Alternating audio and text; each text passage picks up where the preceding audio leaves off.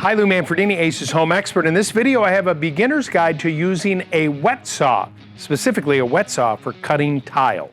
All right, this is a version of a wet saw. It's by Craftsman, many different makers out there. This particular one I like because it has this rolling tray. And the idea behind this is when you're cutting a piece of tile, depending on the size, you're gonna place it on this tray. You're gonna bring this across this spinning blade and get a beautiful clean cut. Now, a wet saw does exactly that. It works with water. So this is not a dusty tool.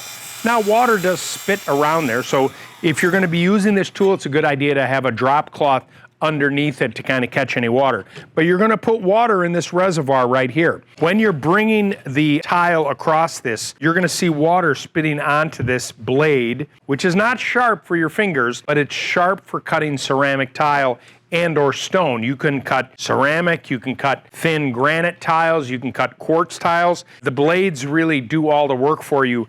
And if you take your time, it's just like slicing through butter. You don't want to rush it, but it'll do a really nice job for you. You can cut straight cuts, you can cut angle cuts, you can easily cut up to a 12-inch by 12-inch tile on a saw like this. So for your next tile project, a wet saw will really make a difference. All right, don't go anywhere because the next video coming up is a more detailed look and watching this tool in action to see exactly how it cuts.